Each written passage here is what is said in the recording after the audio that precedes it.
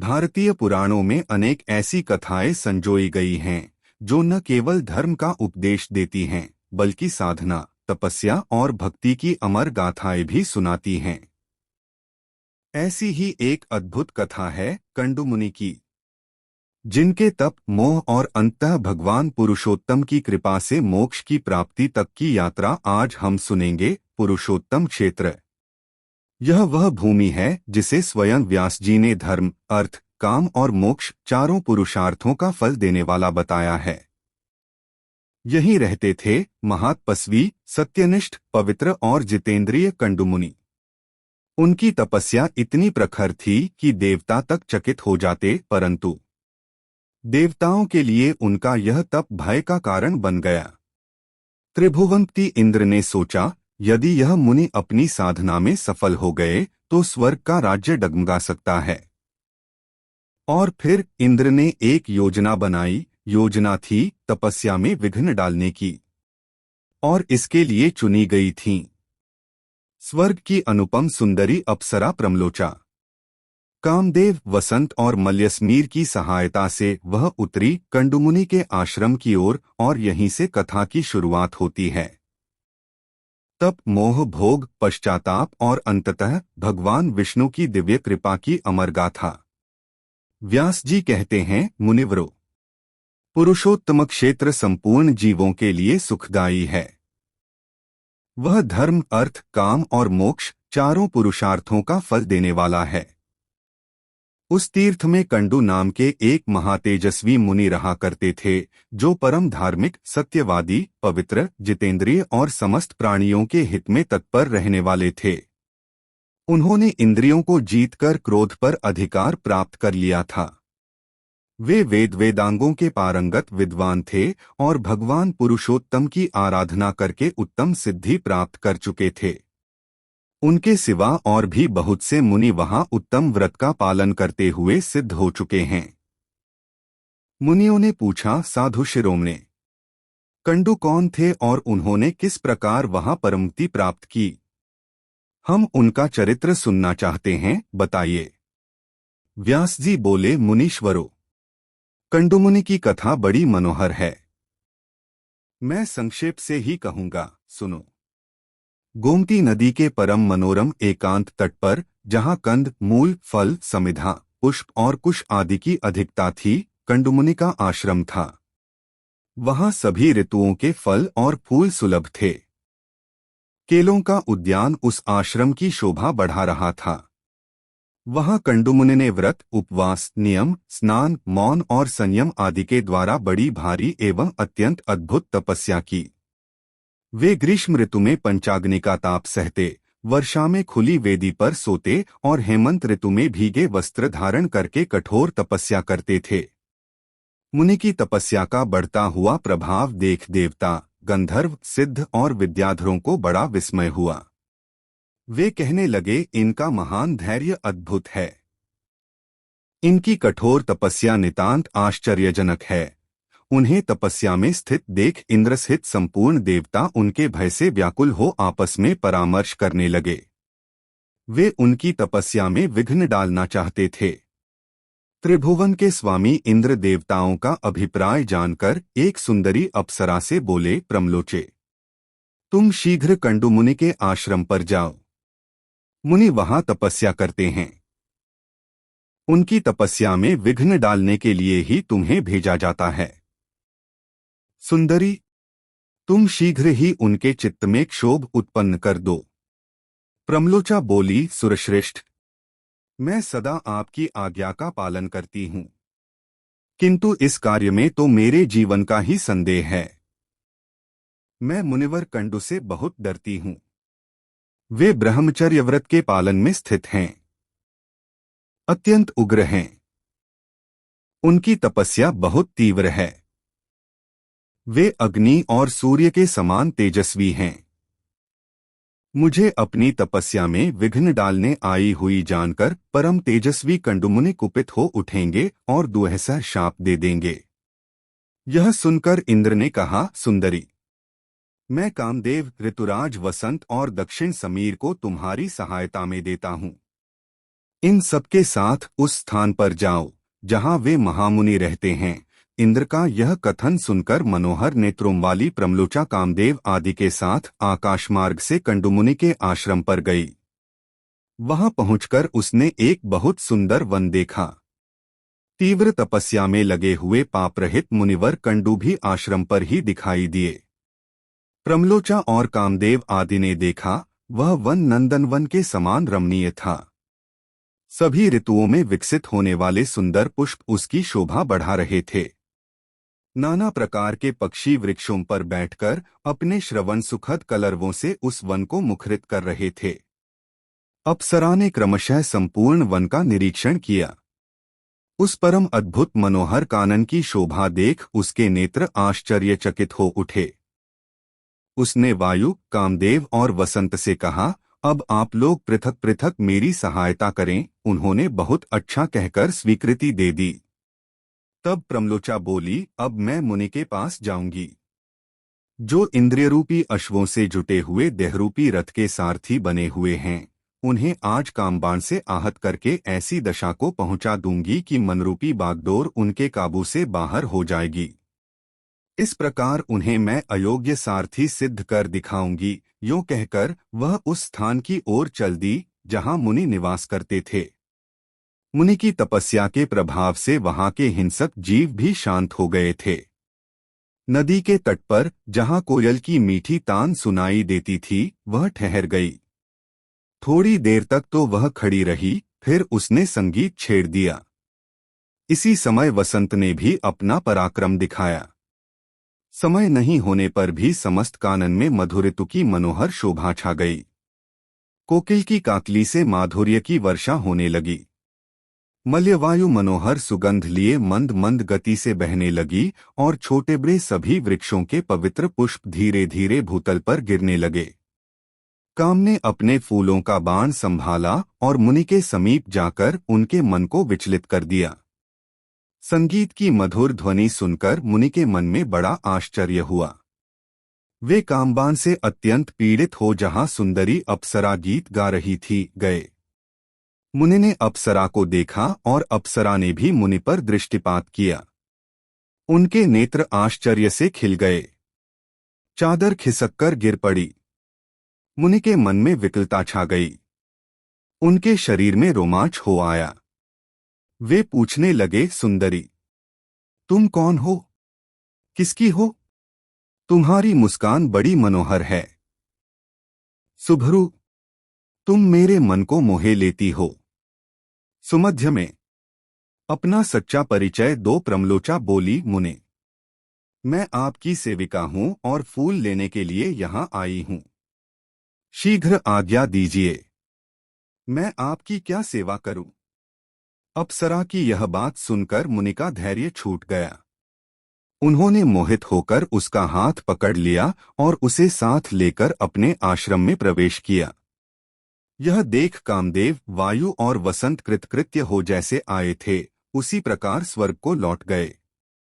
वहां पहुंचकर उन्होंने इंद्र से प्रमलोचा और मुनि की सारी चेष्टा कह सुनाई। सुनकर इंद्र और संपूर्ण देवताओं का चित्त प्रसन्न हो गया।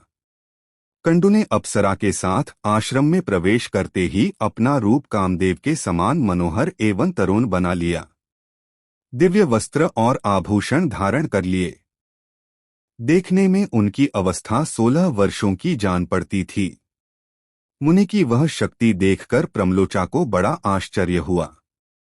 अहो, इनकी तप शक्ति अद्भुत है, यूं कहकर वह बहुत प्रसन्न हुई।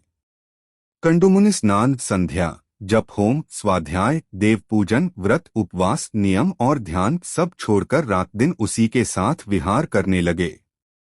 इसी में वे आनंद मानते थे। उनका हृदय कामदेव के वशीभूत हो गया था, आथ वे अपनी तपस्या की हानि नहीं समझ पाते थे। इस प्रकार कंडुमुनि उसके साथ सांसारिक विषय भोग में आसक्त हो 100 से कुछ अधिक वर्षों तक मंदराचल की गुफा में पड़े रहे। एक दिन प्रमलोचा ने महाभाग कंडुमुनि से कहा, ब्राह्मण, अब मैं स्वर्ग में जाना चाहती हूँ। आप प्रसन्न होकर मुझे जाने की आज्ञा दें। मुनि का मन तो उसी में आसक्त हो रहा था। उसके इस प्रकार पूछने पर वे बोले, कल्याणी, कुछ दिन और ठहरो। तब उसने पुनः 100 वर्षों से कुछ अधिक काल तक उन कंडुमुनि के साथ विषय भोगा। तदंतर उसने पुनः जाने की आज्ञा मांगी, किंतु मुनि ने स्वीकार नहीं किया। अतः उसे लगभग 200 वर्षों तक और ठहरना पड़ा। वह जब जब उनसे देवलोक में जाने की आज्ञा मांगती, तब तब वे उसे यही उत्तर देते, कुछ दिन और ठहरो। प्रमलोचा एक तो मुनि के शाप से डरती थी, दूसरे उसमें दक्षिणा नायिका की स्वाभाविक उदारता थी, और तीसरे वह प्रणयभंग की पीड़ा को जानती थी, इसलिए मुनि को छोड़ न सकी। महर्षि कामभोग में आसक्त हो दिन रात उसके साथ रमण करते रहे, किंतु तृप्ति न हुई। उसके प्रति नित्य नूतन प्रेम बढ़ता गया। एक दिन कंडुमुनि बड़ी उतावली के साथ आश्रम से बाहर जाने लगे। अप्सरा ने पूछा, कहाँ चले? मुनि ने उत्तर दिया, शुभे। दिन बीत चला है, संध्योपासन कर लूं, नहीं तो कर्म का लोप हो जाएगा। प्रमलोचा को बड़ी प्रसन्नता हुई। उसने हंसकर पूछा, सब धर्मों के ज्ञाता महात्मा जी, क्या आज ही आपका दिन बीता है? आपकी यह बात सुनकर किसको आश्चर्य न होगा। मुनि बोले, कल्याणी, अभी प्रातःकाल ही तो तुम इस नदी के सुंदर तट पर आई हो। उसी समय मैंने तुम्हें देखा, परिचय पूछा और तुम मेरे साथ आश्रम में आई। अब वह दिन बीता है और यह संध्या का समय उपस्थित हुआ है, फिर यह परिहास किस लिए? सच्ची बात बताओ। प्रमलोचा ने कहा, ब्राह्मण, यह ठीक है कि मैं प्रातःकाल में ही आई थी, इसमें तनिक भी मिथ्या नहीं है, किंतु आज तब से सैकड़ों वर्ष बीत गए। यह सुनकर मुनि को बड़ा भय हुआ। उन्होंने विशाल नेत्रों वाली अप्सरा से पूछा, भीरु, बताओ तो सही, तुम्हारे साथ निरंतर रमण करते हुए अब तक मेरा कितना समय बीता है? प्रमलोचा बोली, मुने, मेरे साथ आपके 907 वर्ष 6 महीने और 3 दिन बीते हैं। ऋषि ने कहा, शुभे, क्या यह सत्य कहती हो अथवा परिहास की बात है? मुझे तो ऐसा जान पड़ता है कि तुम्हारे साथ एक ही दिन रहा हूं। प्रमलोचा बोली, ब्राह्मण, आपके समीप मैं झूठ कैसे बोलूंगी, विशेषतः ऐसे अवसर पर जबकि आप धर्म मार्ग का अनुसरण करते हुए पूछ रहे हैं। अप्सरा की बात सुनकर मुनि को बड़ा कष्ट हुआ। वे स्वयं ही अपनी निंदा करते हुए बोले, हाय, मुझ दुराचारी को धिक्कार है। हाय, मेरी तपस्या नष्ट हो गई। ब्रह्मवेत्ताओं का जो धन है वह चला गया और मेरा विवेक भी छिन गया। जान पड़ता है मनुष्यों को मोह में डालने के लिए ही किसी ने युवती नारी की सृष्टि की है। मुझे तो अपने मन को जीतकर क्षुधा, पिपासा, रागद्वेष और जरा मृत्यु, इन 6 ऊर्मियों से अतीत परब्रह्म का ज्ञान प्राप्त करना चाहिए। इसके विपरीत जिसने मेरी ऐसी दुर्गति की है, उस कामरूपी महान ग्रह को धिक्कार है। यह काम नरक ग्राम में ले जाने वाला मार्ग है। इसने आज मेरे संपूर्ण वेदों के स्वाध्याय, व्रत और समस्त साधनों पर पानी फेर दिया। इस प्रकार स्वयं ही अपनी निंदा करके वे धर्म के ज्ञाता मुनि पास ही बैठी हुई उस अप्सरा से बोले, पापिनी, तेरी जहां इच्छा हो चली जा, तुझे जो करना था उसे तूने पूरा कर लिया। मैं तुझे अपने क्रोध की प्रचंड आग से जो भस्म नहीं करता, इसमें एक कारण है, सत्पुरुषों की मैत्री 7 पग एक साथ चलने से ही हो जाती है।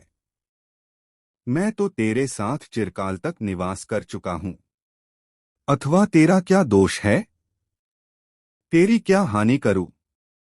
सारा दोष तो मेरा ही है, क्योंकि मैं ही ऐसा अजितेंद्रिय निकला। तू तो इंद्र का प्रिय करने के लिए आई थी और मेरी तपस्या का सत्यानाश कर चुकी। अपने कटाक्ष के महामोहमय मंत्र से तूने मुझे घृणित बना दिया। अरे अब जा, जा, चली जा। इस प्रकार मुनिवर कंडु ने जब क्रोधपूर्वक उसे फटकारा, तब वह कांपती हुई आश्रम से बाहर निकली और आकाश मार्ग से जाने लगी। उसके अंग अंग से पसीने की बूंदें निकल रही थीं और वह वृक्षों के पल्लवों से उन्हें पोंछती जाती थी। ऋषि ने उसके उदर में जो गर्भ स्थापित किया था वह पसीने के रूप में ही बाहर निकल गया। वृक्षों ने उन श्वेत बिंदुओं को ग्रहण किया और वायु ने इन सबको एकत्रित करके एक गर्भ का रूप दिया।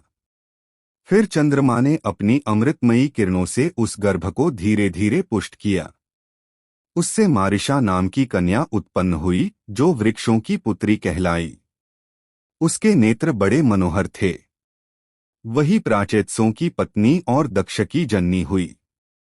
इधर महर्षि कंडू तपस्या क्षीण होने पर श्री विष्णु के निवास स्थान पुरुषोत्तम क्षेत्र को गए। वहां संपूर्ण देवताओं से सुशोभित श्रीहरि का दर्शन किया। ब्राह्मण आदि चारों वर्णों और आश्रमों के लोग भगवान की सेवा में उपस्थित थे। पुरुषोत्तम क्षेत्र और भगवान पुरुषोत्तम का दर्शन करके मुनि ने अपने को कृतकृत्य माना और वहां अपनी दोनों बाहें ऊपर उठाकर एकाग्रचित्त से ब्रह्मपार स्तोत्र का जप करते हुए वे भगवान की आराधना करने लगे। मुनि बोले, व्यास जी, हम परम कल्याणमय ब्रह्मपार स्तोत्र को श्रवण करना चाहते हैं, जिसका जप करते हुए कंडू मुनि ने भगवान विष्णु की आराधना की थी। व्यास जी ने कहा, भगवान विष्णु सबके परमपार अंतिम प्राप्य हैं। वे अपार भवसागर से पार उतारने वाले, पर शब्द वाच्य, आकाश आदि पंचमहाभूतों से परे और परमात्म स्वरूप हैं। वेदों की भी पहुंच से परे होने के कारण उन्हें ब्रह्मपार कहते हैं। वे दूसरों के लिए पारस्वरूप हैं। उन्हें पाकर सब प्राणी सदा के लिए पार हो जाते हैं। वे पर के भी पर, इंद्रिय मन आदि के भी अगोचर हैं। सबके पालक और सबकी कामनाओं को पूर्ण करने वाले हैं। वे कारण में स्थित होते हुए भी स्वयं ही कारण रूप हैं। कारण के भी कारण हैं। परम कारणभूत प्रकृति के कारण भी वे ही हैं। कंडुमुनि के शरीर में रोमांच हो आया। उन्होंने दंड की भांति पृथ्वी पर गिरकर साष्टांग प्रणाम किया और कहा, आज मेरा जन्म सफल हुआ, आज मेरी तपस्या का फल मिल गया। यूं कहकर मुनि ने भगवान की स्तुति आरंभ की। कंडू श्रीवत्सांक, जगतपते, जगत बीज, जगत धाम, जगत साक्षिन, आपको नमस्कार है। अव्यक्त विष्णु, आप ही सबकी उत्पत्ति के कारण हैं। प्रकृति और पुरुष दोनों से उत्तम होने के कारण आपको पुरुषोत्तम कहते हैं। कमलनयन गोविंद, जगन्नाथ, आपको नमस्कार है। आप हिरण्यगर्भ, लक्ष्मीपति, पद्मनाभ और सनातन पुरुष हैं। यह पृथ्वी आपके गर्भ में है। आप ध्रुव और ईश्वर हैं। ऋषिकेश, आपको नमस्कार है। आप अनादि, अनंत और अजेय हैं। विजयी पुरुषों में श्रेष्ठ, आपकी जय हो। श्री कृष्ण, आप अजित और अखंड हैं। श्रीनिवास, आपको नमस्कार है। आप बड़ी कठिनाई से प्राप्त होते हैं। दुख और पीड़ाओं का नाश करने वाले हरे, जल में शयन करने वाले नारायण, आपको नमस्कार है। अव्यक्त परमेश्वर, आप संपूर्ण भूतों के पालक और ईश्वर हैं। भौतिक तत्वों से आप कभी क्षुब्ध होने वाले नहीं हैं। संपूर्ण प्राणी आप में ही निवास करते हैं। आप सब भूतों के आत्मा हैं। संपूर्ण भूत आपके गर्भ में स्थित हैं। आपको नमस्कार है। आप यज्ञ, यजवा, यज्ञधर, यज्ञधाता और अभय देने वाले हैं। यज्ञ आपके गर्भ में स्थित है। आपका श्री अंग सुवर्ण के समान कांतिमान है। कृष्णगर्भ, आपको नमस्कार है। आप क्षेत्रज्ञ, क्षेत्रपालक, क्षेत्री, क्षेत्रहंता, क्षेत्रकर्ता, जितेंद्रिय, क्षेत्रात्मा, क्षेत्ररहित और क्षेत्र के सृष्टा हैं। आपको नमस्कार है। गुणालय, गुणावास, गुणाश्रय, गुणावह, गुणभोक्ता, गुणाराम और गुणत्यागी, ये सब आपके ही नाम हैं। आपको नमस्कार है। आप ही श्री विष्णु हैं। आप ही श्रीहरि और चक्री कहलाते हैं। आप ही श्री विष्णु और आप ही जनार्दन हैं। आप ही वशटकार कहे गए हैं। भूत, भविष्य और वर्तमान के प्रभु भी आप ही हैं। आप भूतों के उत्पादक और अव्यक्त हैं। सबकी उत्पत्ति के कारण होने से आप भव कहलाते हैं। आप संपूर्ण प्राणियों के भरण पोषण करने वाले हैं। आप ही भूत भावन देवता हैं। आपको अजन्मा और ईश्वर कहते हैं। आप विश्वकर्मा हैं, श्री विष्णु हैं, शंभु हैं और वृषभ की आकृति धारण करने वाले हैं।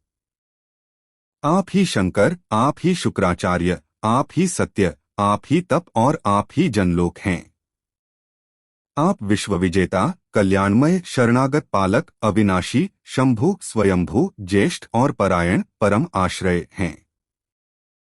आदित्य, ओंकार, प्राण, अंधकारनाशक सूर्य, मेघ, सर्वत्र विख्यात तथा देवताओं के स्वामी ब्रह्मा भी आप ही हैं। ऋक, यजुः और साम भी आप ही हैं। आप ही सबके आत्मा माने गए हैं। आप ही अग्नि, आप ही वायु, आप ही जल और आप ही पृथ्वी हैं। सृष्टा, भोक्ता, होता, भविष्य, यज्ञ, प्रभु, विभु, श्रेष्ठ, लोकपति और अच्युत भी आप ही हैं। आप सबके दृष्टा और लक्ष्मीवान हैं। आप ही सबका दमन करने वाले और शत्रुओं के नाशक हैं। आप ही दिन और आप ही रात्रि हैं। विद्वान पुरुष आपको ही वर्ष कहते हैं। आप ही काल हैं। कला, काष्ठा, मुहूर्त, क्षण और लव सब आपके ही स्वरूप हैं। आप ही बालक, आप ही वृद्ध तथा आप ही पुरुष, स्त्री और नपुंसक हैं। आप विश्व की उत्पत्ति के स्थान हैं। आप ही सबके नेत्र हैं। आप ही स्थाणु, स्थिर रहने वाले और आप ही शुचिश्रवा, पवित्र यश वाले हैं। आप सनातन पुरुष हैं। आपको कोई जीत नहीं सकता। आप इंद्र के छोटे भाई उपेंद्र और सबसे उत्तम हैं। आप संपूर्ण विश्व को सुख देने वाले हैं। वेदों के अंग भी आप ही हैं। आप अविनाशी, वेदों के भी वेद, ज्ञेय तत्व, धाता, विधाता और समाहित रहने वाले हैं। आप जलराशि समुद्र हैं। आप ही उसके मूल हैं। आप ही धाता और आप ही वसु हैं। आप वैद्य, आप धृतात्मा और आप इंद्रियातीत हैं। आप सबसे आगे चलने वाले और गांव के नेता हैं। आप ही गरुड़ और आप ही आदिमान हैं। आप ही संग्रह, लघु और आप ही परम महान हैं। अपने मन को वश में रखने वाले और अपनी महिमा से कभी चुप न होने वाले भी आप ही हैं। आप यम और नियम हैं। आप प्रांशु, उन्नत शरीर वाले और चतुर्भुज हैं। अन्न, अंतरात्मा और परमात्मा भी आप ही कहलाते हैं। आप गुरु और गुरुतम हैं, वाम और दक्षिण हैं। आप ही पीपल एवं अन्य वृक्ष हैं। व्यक्त, जगत और प्रजापति भी आप ही हैं। आपकी नाभि से सुवर्णमय कमल प्रकट हुआ है। आप दिव्य शक्ति से संपन्न हैं। आप ही चंद्रमा और आप ही प्रजापति हैं। आपके स्वरूप का वर्णन नहीं किया जा सकता। आप ही यम और आप ही दैत्यों के नाशक श्री विष्णु हैं। आप ही संकर्षण देव हैं। आप ही कर्ता और आप ही सनातन पुरुष हैं। आप तीनों गुणों से रहित हैं। आप ज्येष्ठ, वरिष्ठ और सहिष्णु हैं। लक्ष्मी के पति हैं। आपके सहस्रों मस्तक हैं। आप अव्यक्त देवता हैं। आपके सहस्रों नेत्र और सहस्रों चरण हैं। आप विराट और देवताओं के स्वामी हैं। देव, तथापि आप 10 अंगुल के होकर रहते हैं। जो भूत है वह आपका ही स्वरूप बताया गया है। आप ही अंतर्यामी पुरुष, इंद्र और उत्तम देवता हैं। जो भविष्य है वह भी आप ही हैं। आप ही ईशान, आप ही अमृत और आप ही मर्त्य हैं। यह संपूर्ण संसार आपसे ही अंकुरित होता है, अतः आप परम महान और सबसे उत्तम हैं। देव, आप सबसे ज्येष्ठ हैं, पुरुष हैं और आप ही 10 प्राणवायुओं के रूप में स्थित हैं। आप विश्वरूप होकर 4 भागों में स्थित हैं। अमृत स्वरूप होकर 9 भागों के साथ द्युलोक में रहते हैं और 9 भागों सहित सनातन पौरुषेय रूप धारण करके अंतरिक्ष में निवास करते हैं। आपके 2 भाग पृथ्वी में स्थित हैं और 4 भाग भी यहाँ हैं। आपसे यज्ञों की उत्पत्ति होती है, जो जगत में वृष्टि करने वाले हैं। आपसे ही विराट की उत्पत्ति हुई, जो संपूर्ण जगत के हृदय में अंतर्यामी पुरुष रूप से विराजमान हैं। वह विराट पुरुष अपने तेज, यश और ऐश्वर्य के कारण संपूर्ण भूतों से विशिष्ट है। आपसे ही देवताओं का आहारभूत हवनीय घृत उत्पन्न हुआ। ग्राम्य और जंगली औषधियाँ तथा पशु एवं मृग आदि भी आपसे ही प्रकट हुए हैं। देव, आप ध्येय और ध्यान से परे हैं। आपने ही औषधियों को उत्पन्न किया है। आप ही 7 मुखों वाले देदीप्यमान विग्रह से युक्त काल हैं। यह स्थावर और जंगम तथा चर और अचर संपूर्ण जगत आपसे ही प्रकट हुआ है और आप में ही स्थित है। आप अनिरुद्ध, वासुदेव, प्रद्युम्न तथा दैत्यनाशक संकर्षण हैं। देव, आप संपूर्ण देवताओं में श्रेष्ठ और समस्त विश्व के परम आश्रय हैं। कमलनयन, मेरी रक्षा कीजिए। नारायण, आपको नमस्कार है। भगवन विष्णु, आपको नमस्कार है। पुरुषोत्तम, आपको नमस्कार है। सर्वलोकेश्वर, आपको नमस्कार है। कमलालय, आपको नमस्कार है। गुणालय, आपको नमस्कार है। गुणाकर, आपको नमस्कार है। वासुदेव, आपको नमस्कार है। सुरोत्तम, आपको नमस्कार है। जनार्दन, आपको नमस्कार है। सनातन, आपको नमस्कार है। योगिगमय परमेश्वर, आपको नमस्कार है। योग के आश्रय स्थान, आपको नमस्कार है। गोप्ते, श्रीप्ते, मरुत्पते, श्री विष्णु, आपको नमस्कार है। जगतपते, आप जगत को उत्पन्न करने वाले और ज्ञानियों के स्वामी हैं। आपको नमस्कार है। दिवसपते, आपको नमस्कार है। महीपते, आपको नमस्कार है। पुंडरीकाक्ष, आप मधु दैत्य का वध करने वाले हैं। आपको नमस्कार है, नमस्कार है। कैटभ को मारने वाले नारायण, आपको नमस्कार है। सुब्रह्मण्य, आपको नमस्कार है। पीठ पर वेदों को धारण करने वाले महामत्स्य रूप अच्युत, आपको नमस्कार है। आप समुद्र के जल को मथ डालने वाले और लक्ष्मी को आनंद देने वाले हैं। आपको नमस्कार है। विशाल नासिका वाले अश्वमुख भगवान हयग्रीव, महापुरुष विग्रह, आप मधु और कैटभ का नाश करने वाले हैं। आपको नमस्कार है। प्रभो, आप पृथ्वी को ऊपर उठाने के लिए विशाल कच्छप का शरीर धारण करने वाले हैं। आपने अपनी पीठ पर मंदराचल को धारण किया था। महाकूर्म स्वरूप आप भगवान को नमस्कार है। पृथ्वी का उद्धार करने वाले महावराह को नमस्कार है। भगवन, आपने ही पहले फल वराह रूप धारण किया था, अतः आप आदिवराह कहलाते हैं। आप विश्वरूप और विधाता हैं। आपको नमस्कार है। आप अनंत, सूक्ष्म, मुख्य, श्रेष्ठ, परमाणु स्वरूप तथा योगिगमय हैं।